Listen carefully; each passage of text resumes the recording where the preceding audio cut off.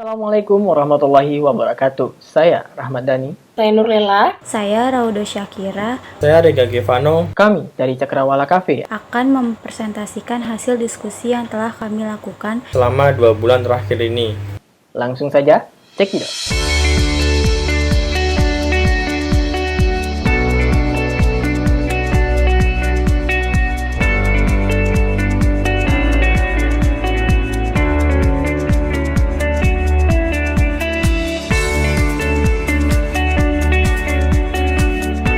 Selanjutnya, apa sih latar belakang dan market atau target market dari Cakrawala Cafe ini, yaitu akan dijelaskan oleh Rahmat Dhani sebagai pimpinan.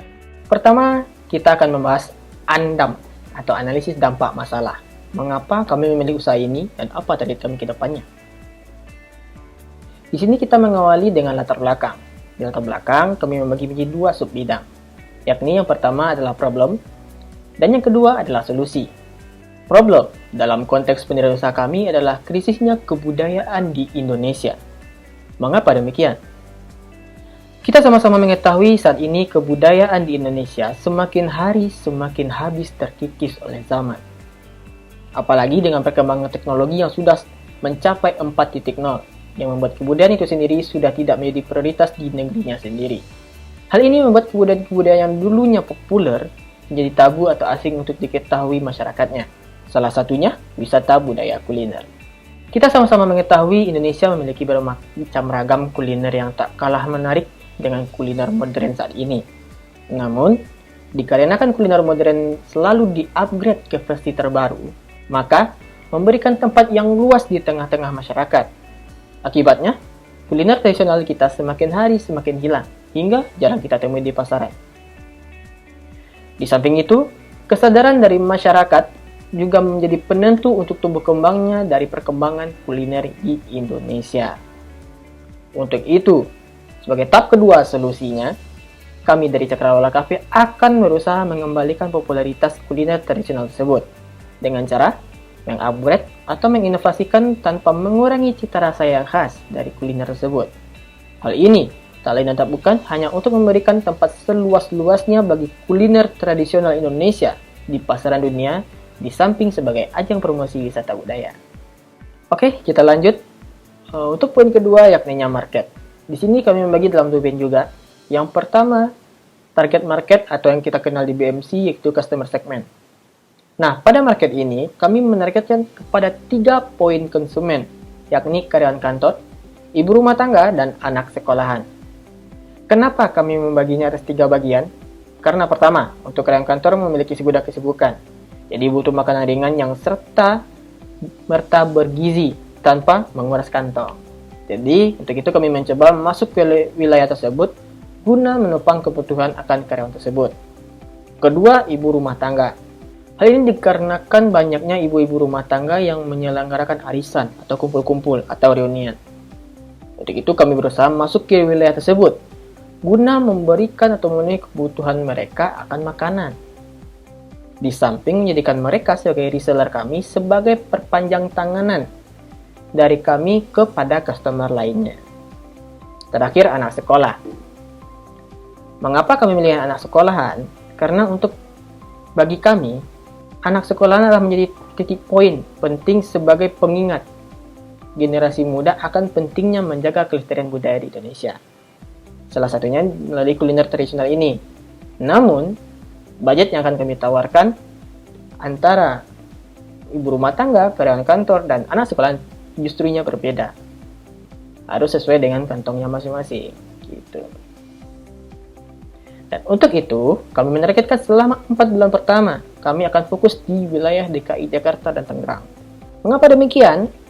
Hal ini kami tujukan untuk menampung segala masukan, kritikan, saran, dan menganalisa pasar terkait produk yang kami tawarkan, agar produk kami benar-benar memberikan tempat di hati masyarakat. Dan jika sewaktu-waktu kami akan melakukan perluasan wilayah, kami sudah siap dengan permintaan pasar yang sudah kami analisa selama 4 bulan pertama. Dan tidak untuk kemungkinan, menu-menunya juga akan kami tambah dengan kuliner tradisional lainnya sesuai dengan nama kami, Cakrawala Cafe. Kemudian ada value proposition dari berbagai macam produk-produk kami, yaitu roti buaya, bubble tea Sariwangi, dan kue jorong. Roti buaya yaitu merupakan masakan tradisional Betawi yang hanya ditemukan di acara-acara besar seperti acara pernikahan, acara hajatan lainnya.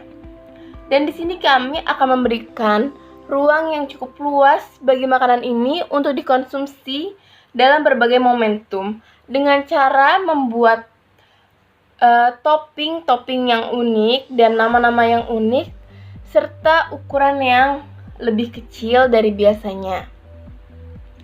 Contohnya yaitu kita akan membuat nama roti buaya mantan atau roti buaya mertua atau buaya darat. Dan untuk topping-topping yang kita gunakan ada sosis, mayones, ayam, saus, choco chip, dan keju.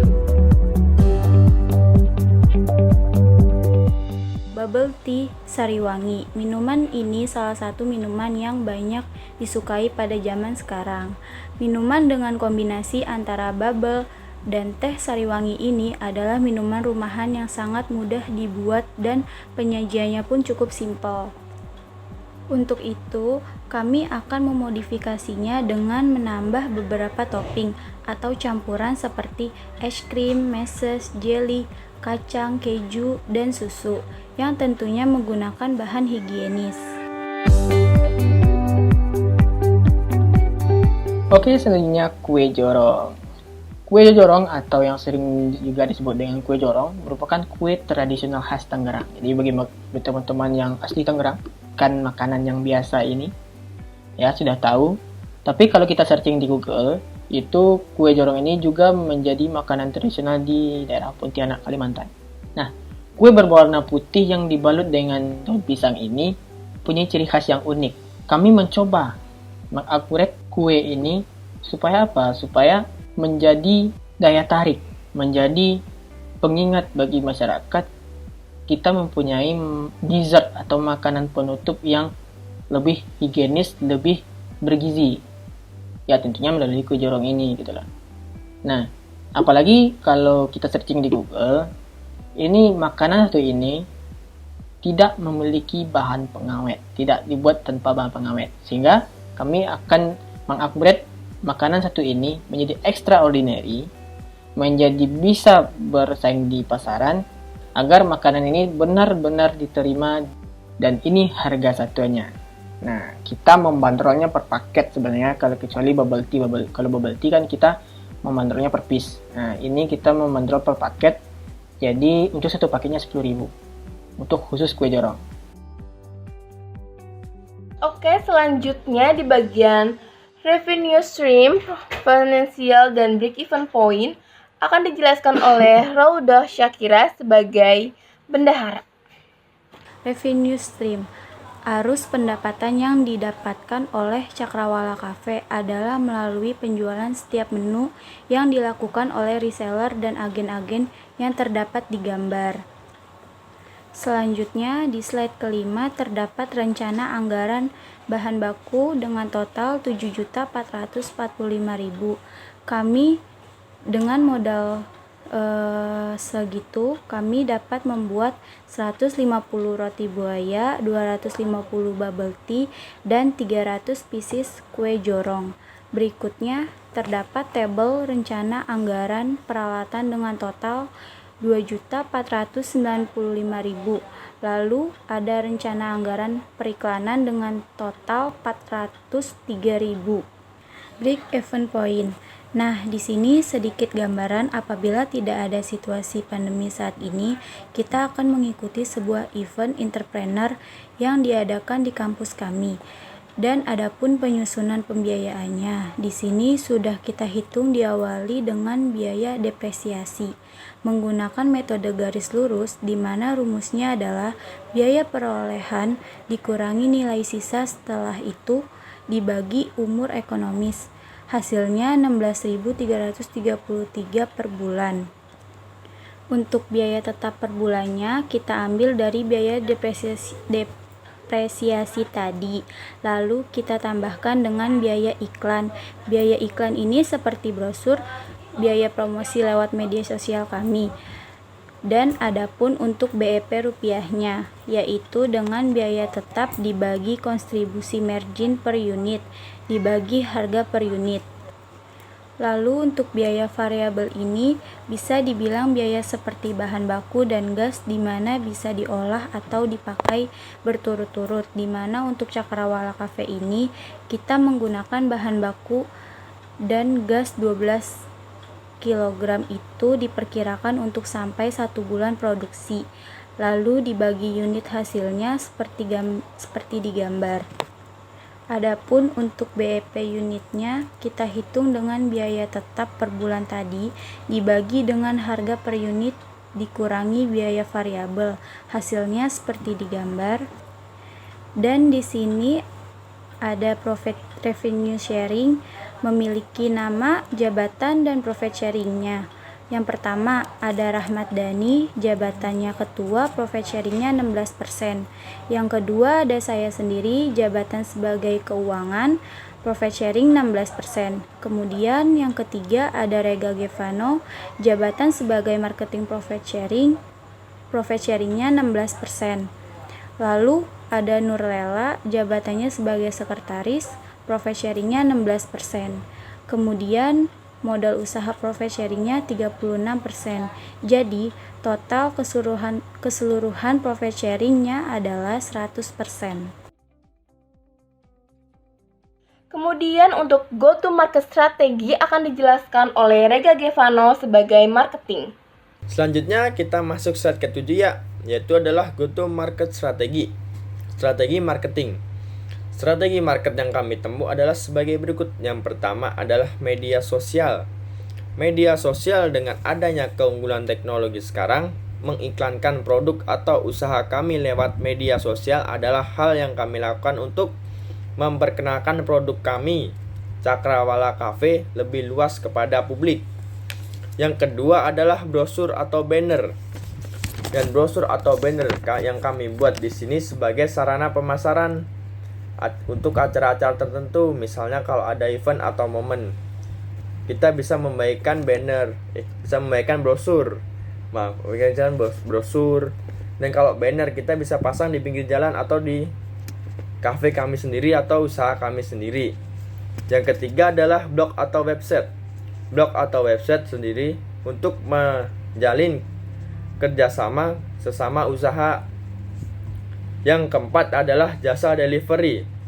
Jasa delivery adalah untuk memudahkan pelanggan memesan pesanan dari Cakrawala Cafe. Oke, untuk core team akan saya jelaskan sendiri, yaitu ada Rahman Dhani sebagai pimpinan yang bertugas untuk mengatur, mengolah, menetapkan, dan menyusun kebijakan, serta mengkoordinasikan dan menempatkan pekerjaan, mengkoordinasikan kegiatan-kegiatan baik secara vertikal antar bawahan dan atasan maupun secara horizontal antar bagian dan unit. Kemudian ada saya sendiri Nurlela sebagai sekretaris yang bertugas untuk mencatat, mengumpulkan, dan membuat arsip serta bertindak sebagai koordinator koki dalam proses produksi produk-produk kami.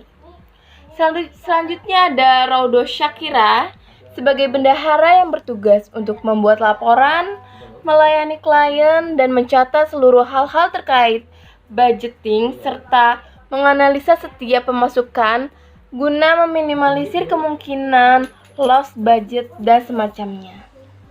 Kemudian ada Rega Gevano sebagai marketing, bertugas untuk memasarkan produk-produk usaha melalui media sosial, maupun hal-hal yang bisa menambah pemasukan bagi usaha kami. Terakhir adalah camp eksternal yang akan dijelaskan oleh Rega Gevano sebagai marketing. Selanjutnya kita masuk slide yang ke-9 ya kawan, yaitu ada camp atau eksternal. Yang pertama adalah kompetitor. Untuk kompetitor pastinya makanan-makanan modern yang sudah dulu berada di pasaran terlebih lalu usaha sendiri dengan inovasi yang berbeda dengan kami yang tawarkan. Yang kedua adalah advisor.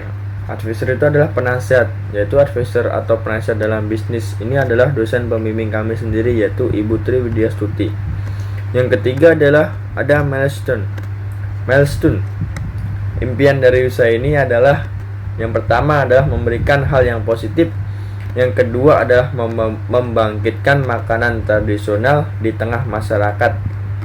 Yang ketiga adalah mendapatkan ruang yang cukup bagus atau yang cukup luas untuk inovasi budaya khususnya di bidang kuliner. Yang keempat adalah pencapaian. Untuk pencapaian yang sudah dicapai dalam bisnis ini untuk saat ini tidak ada, karena kami baru akan merilis usaha ini, berusaha untuk mengembalikan tempat bagi makan makanan tradisional Nusantara di tengah-tengah masyarakat yang luas. Nah, semua sudah dijelaskan oleh tim kami, yaitu tim Cakrawala Cafe. Segala kritik dan saran kami terima melalui chat yang di bawah ini. Kalau ada kekurangan dan kesalahan kami mohon maaf.